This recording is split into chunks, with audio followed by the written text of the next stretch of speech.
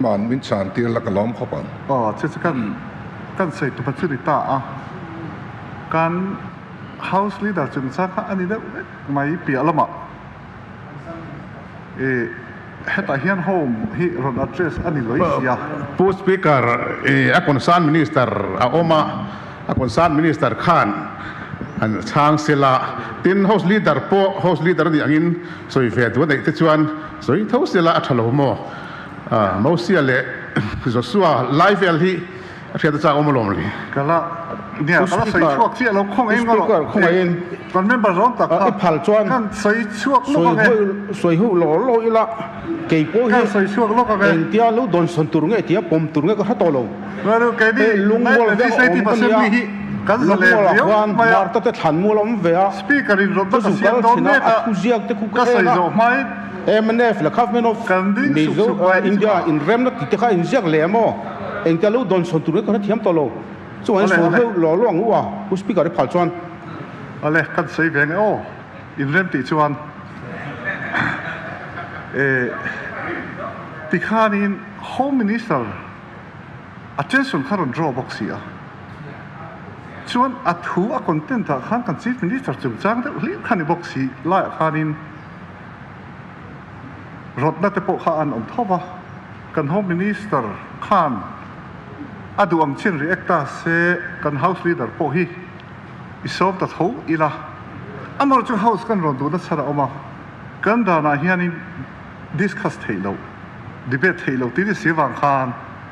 am minister te attention about draw so khan statement a siam thiang ani mai lo mo ti thei hi ni deuh sia chuwang sian in house kan ron cheu ni le ani sia kan home minister in aduang chatian te sei zo kan house leader kan som le mai doni le home minister zom tak lo somang good speaker kalome kan calling attention motion member zom takinaron putlo kha ni atira tang khan ngun takin kan lo ngai tha home department min ron ko una tu rem kan ti not te po kan lo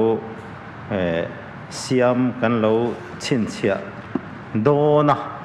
amai ro chu home department nam reng kha aron mention ta box si lo wa ami malin house leader chung chang khan aron zo ve tamaya a conclusion thleng khan chu wangin home department atang chuan kan calling attention motion khan a book thelin kan ria chu wangin chan tur a om lovin kan ria ami mal taka an ko zok an call zok kha kan house leader hian dia chu wangin house leader in tula tia rem iti chuan pu speaker chang sela omzia berzok in country kalome ole thamaye tiro le kan house leader zong tak somang speaker am sign eveilama kan member zom tak te chunga hian lom thu ke soi duwa soi kan chak em kan in sum deuh si soi na rem chang min ron pe lo mai thina when a po hian calling attention an pulo tu nak to lal thang lian chunga hian lom thu ke soya he house nge ya thudik soi chuan rem chang min pe ka wang hian ka lom hle ni maro chutun ma khan he hi om ti kan han hreve chop chila kan program kan list of business te atel lova chuti chung chuan a eng la ya po hi eng ti huna po kan mu hi lai min kai tho sela kan chang thei reng ti ka soi dwa tin chau na ni lovin rot na angin he kan soi fok don ni chuan MNA party atang hian andu beron thang chuak sela debate keima ne nei turin zoram mi pui hian thudi khrero se chu ka duani kan rot nga lange tin kan mi ma zom tak thu soya khan han riak ma sak ka du chu FCA chung chang kha Conservation of Forest Act hi ka ria swalo chuan 1980 ani rem na kan nei hi 1986 ani rem na kan nei ma Central Act Mizoram lo to sa 371 g hian a huap lo ti hi Buaina hian kan soi non du ani Mizoram State Bill Speaker kan House Leader za takina apo kan soi tir boka ron soi fiat chiang lo sai lo na huni hong don en mi Speaker member cha soi fiat chiang lo se la ka tu so 1980 apo min se thiam lo khong in discussion speaker sai ho na hong don ani chuan kan sai ho ma yang debate ka hong don lo discussion lo ni sai ho na hong don chuan sai ga ma ro sang ROP na min phu tangin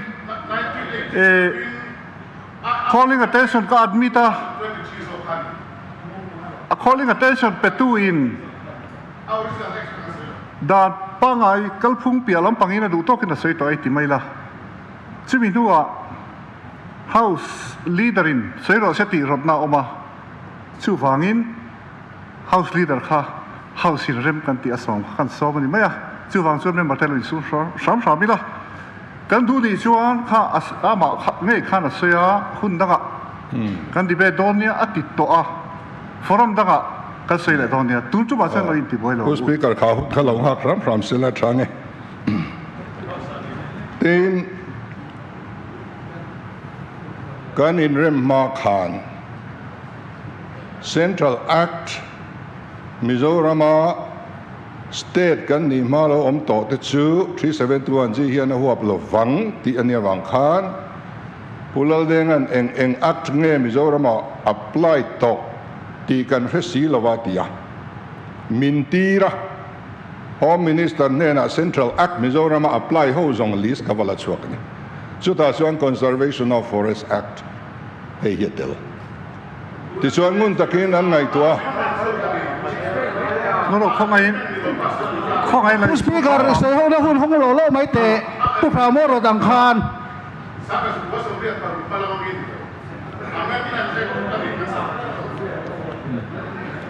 chu chuan no namen zui se la ni 1980 Conservation of Act kha Mizoram apply to rin pu deng te point adang list zong zong nen an exama poyom lo hi antia an pom a amaro chu hemi ba ka hian state kan ni ma hian Central Act dang an lo apply rule tru theya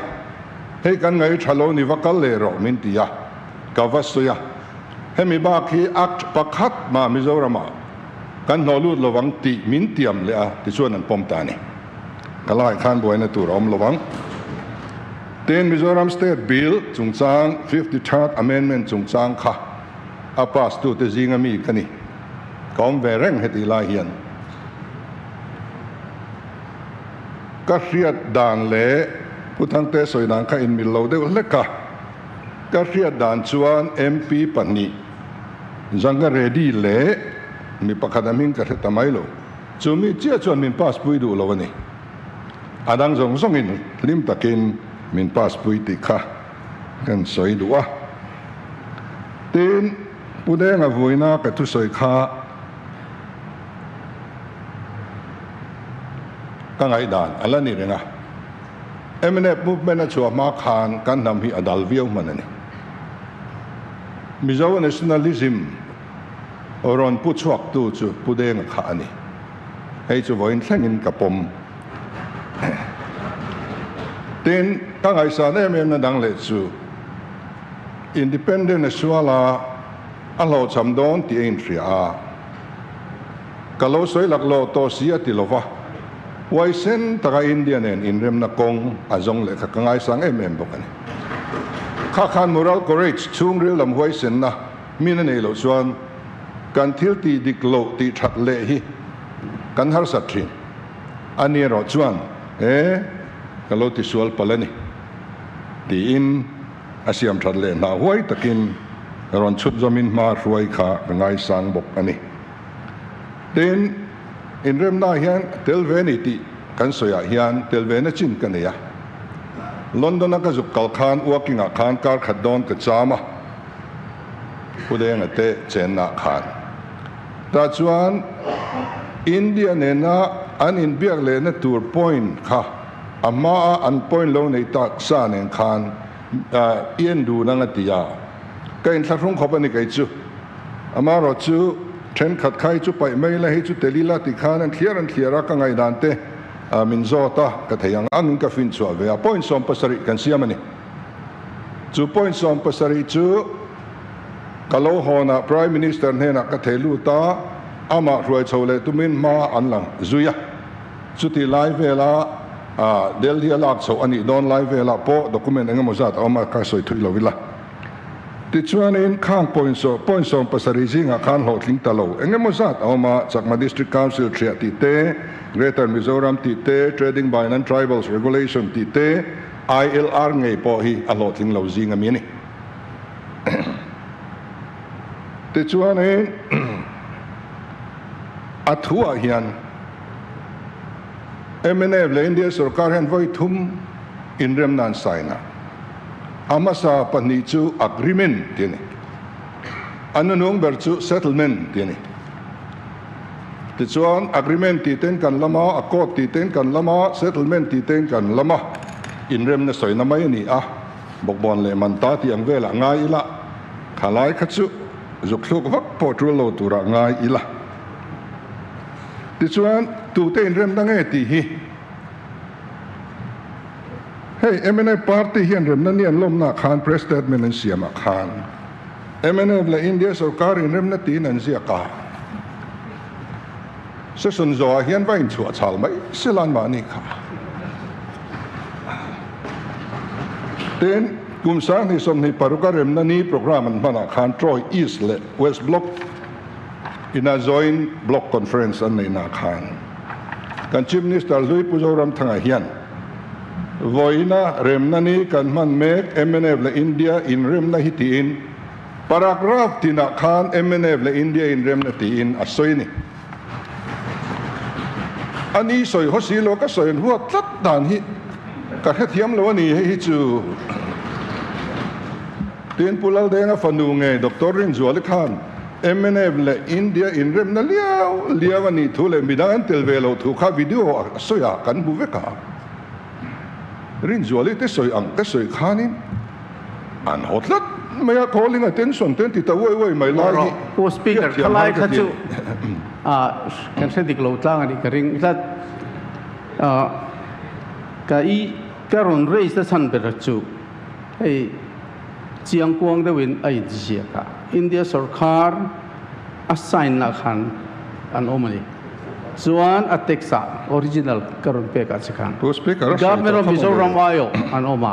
MNF ayo an oma mi pani chau tia soi soi chi ka chu chiangai house property kan ran ta ta chuan in pulal khama soi kha aron soi wangin pulal khama neng tin nge asoi ngu thei vek ani le khabua oma video oma arang in Delhi aron sugro min tia ka chukla a enge min ko chan ka tia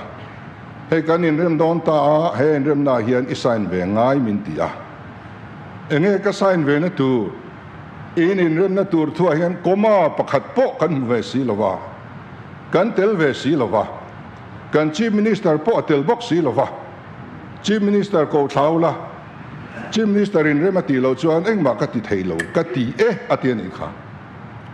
until ve lo zia koma pakhada pon tel lo zia kha pulol khama khan soi chiang khop mai midang re until ve an du lo ti te po soi khamole chu wangin enga tinge India le MNF in rem na ani hi kan chuan zalen na sual ai ma kan chuan ni si kha enga tinge ni kan pom lo le ti toi assign tu te ngai poin pulal de ngai hian voi thum assign agreement hi on behalf of MNF party lirin ni assign masak ber chu ro official nen adot le chu SL Kurana home secretary nen adot le chu ML Kampana zok mo apathum na kha chu nung ber chu kha copy kan nei vek khani ta home secretary nen bok ani ama ro chu pulal khama soidanin he in remna hian state ten lo ni don ta sarkar hian ti tur in nei ve dona chu wang chuan i sign ve ngai ni min ti kan sign ve ani atiani in rem lo te in rem nani ke point ka sign lo ko than point and sign lo NGO point and sign lo in rem te utia palai na thop tu ta kan ni in rem aten and sign ani chu wang chuan pu deng hian trum thum ma sign na hian MNA party ai o lirin a sign ani adik che chuan rem na kan sign ma khan rot na ka siam ani mi pui hian nakin nuwa an la ron soenga heti khoparem na du tu te hi tu na tak ki chuan a district council a po khan le phana tur ni se Mizoram hianin mi pui hianin reman du hial mai thei chu wangin ampinga zoram mi pui ayo MP kan i lai hian mi pui ka han ko khomanga he kan in rem na tur atlang pui hi kan soenga sign to mai ro sein ti nge ala tok lo be zer ro sein ti ti mi pui ka han ron sakang che ti chuan mi pui chuan sign to ro an ti nge in karinga imo phurna chau ni lovin zoram mi pui rem ti na ani telanga itana thang ka tia mi pui ro na trul lo ati ni kan tel lo mi pui ka engen sign to kan thren reng lo ten adon le chuanin ILP chung chang kha ILP hi 371 kan khong ai takin ka kan house leader khan a soi chiang ang rang zona pakhat tan zolom du jama ngen sang ta se London a khan Indra kandi khan nge tira Mizoram chief minister in kha hai pulol than ho la da make manin kan tira ni pa speaker zona hu nani to mi kan member zona ka zona an sang lo te se a kan member zona lo ngom ta kan ni speaker zona le chana hu tu top to speaker iveila mi te son kan chief minister hi an ngai sang ma han zo zel te se pu mon le ole lung le ya min candidate ka campaign line pulal de ngate palo chuak ani tu te pani nge ni kha zup kal kha MC party atang khan pulal nu na le zaute ta chuan pude nga khan in than thu cha khan Congress ka vai Polandian puan thuan environment horror seron titani kan ban ma kan in biak thapa remna le muan na om theine tura Congress ka zom min welcome mem tu si khan ti khan ron ti thut maya Congress tan chon thin ngai nam talovani ti chuan lo howat ro min tia min ko phei ai zola pu vai venga hovina dole na tur fiana Congress bawan an lo tiang ul to ni anin be ve trep ta khan ta chuan eng po ni seng delia zu kalla ati dan zuk zong ro min tira ni Congress party khati lai khan Congress khazar khot iunina ka joina ni na eng ma min pelo ma sen ro re la piang in min som sia ti chuan ai zola tanga Delhi ka kalna tur le ka hona tur man chia min tumsa ka thleng thla prime minister kamua khami in charge sa ti chu kesi pantra defense minister khani kan soi duna London kal turin min tia pudeng ka zuk bema sa en kim min boy pu ka sen so zong po central sarkar in tumvek chu thilom zia ani ole ti chuan he ILR kan ti hi 371Z awanga lo om thar thut ani lo kumza le somnga le pathum kal liam ta MNA party po ala om ma kan nei dai to ni enate he kan tornal view thu dik kan soi ni mai lo Bengal East Trans-Frontier Regulation 1873 ya khan aum dai to District Council kan nilai point kan manga Tisuan India Independent po Adaptation of Laws Act bangin adapt ani kan state alone kan adapt chole zela wen thleng kan lamanga 371Z ani awanga he thili lo om thar ani reng lo kan nei to sa dai khan chu wangin ron hon thar ang thup le khatianga soi kha thalova tin ka soi chan fo chu he inner line regulation ILP kan ti hi Mizoram sarkar rem ti na lo chuan thia the ni lowang ti hi MNA party try to lok tele an chief minister thingan mi pui man soi thin dan ani adik si lo lai hi mi pui an try koi lai hi ka du lova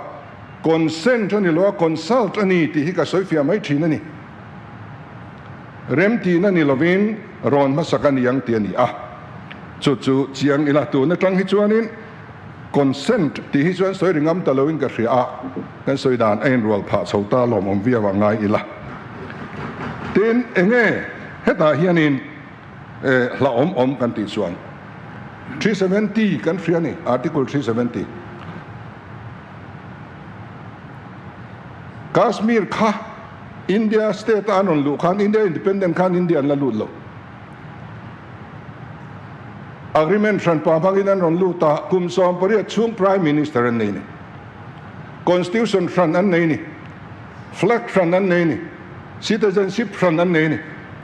chuti khopa ke ni 371 aya chung nung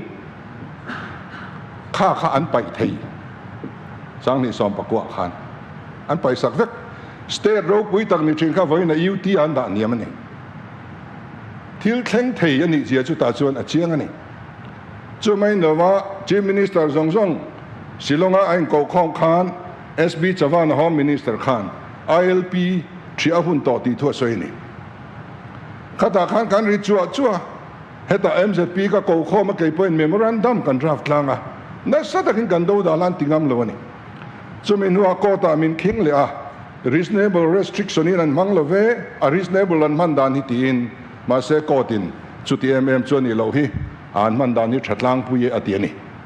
chumia wanga reasonable restriction among tur kanya article 19 a chuan India mi tu po khoya po akal thayang khoya po in le lo din thayang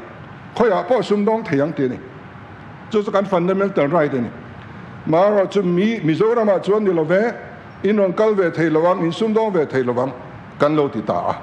ma se chu awam to ka man tur min pek ani chu reasonable restriction pe la kan kalpal chuan min pai thei voinia India rama engri ru puten nge sarkar na siam tu tengen zom pui heta hian tu tenge kan zom ve lau Who speaker kan siam zom ta khianin thil clarify se ka du zo khai chu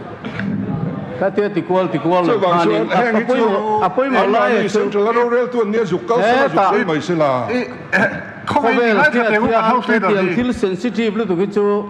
apoi theya soi to lo se chu a thamange ega model bi ka soi ho ka ngen du chu khong so ko na ra chu min da lo da lo khulam pagin zuam ne to ni ti ka thet ILP kan soi re ni adik lo in soi to su se ILP ILP thu kan soi ve nge mi lo se thiam la khong ai khang chu kan sia calling attention motion ni ya kan soi pho tong khan debate hun ani lawa discussion hun ani lawa ti po ka soi chin Who speaker ti chuan kan ngai mo lawa hian pet kwal kan ngai mo ani chuan nakina a chou na khai chang me ngu debate ine yang u ti khania Who speaker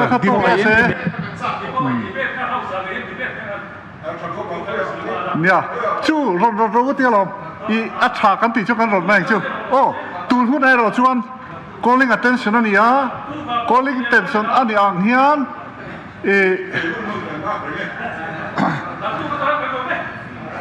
chu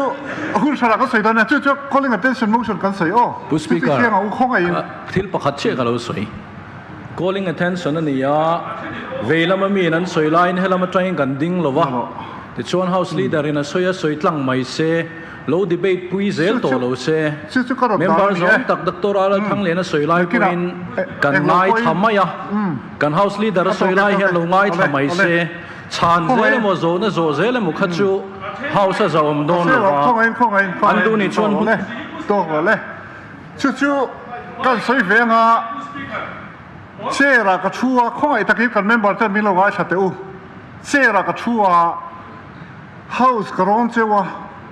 calling attention motion kan donga home minister attention call nani kan tia tichuan motion move to in thuan soya a soi zong deuh thaw khan kan house leader kan chief minister chungchang ani athu soi ngai mo chungchang ani a chuwang chuan home minister attention a call na a kan house leader chung chang ani a thu soite a thil ti to thil ani a ani hi som vela tha em tin house karon sewa a tha lom in ti a chuan kan home minister chuan a duang te statement ti zo to a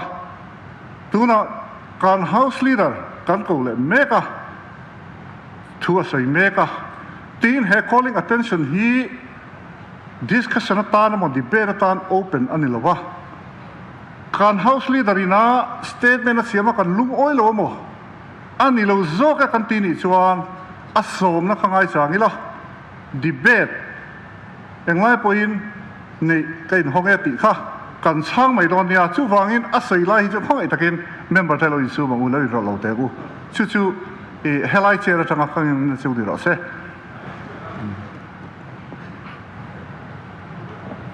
speaker tối tế chia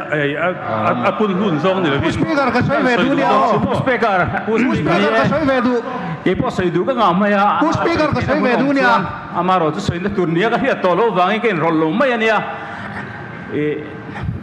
tiang house kal phung bo chia hi in senior da win ni vek mai le nga la speaker azai sab zong zo ka tu soi tum ka nia an di le khong ai kan ani chuan speaker azai sab zong tu soi ka du house da không ai kan leader of opposition hi trong kam ni khat chu chan sin peteng o chu I heta changin kan ngen meng cheu han ti zok se rei lo se la o speaker alo thi ne I ruam han na kha kan pom awangin le kan house leader ming po ri ka awangin a soi ve te in rem ti em ti po he house a fe takai kai thoina awangin a tha e kan ti kha kan din na khala nia tuna po kan han soi hian kan du bera chu MOS hi a lau thon zok lam soi lo hian kan ram ro lu ne ti awangin he lam zo iswe ko mian kan ti lai kha kan na din na nia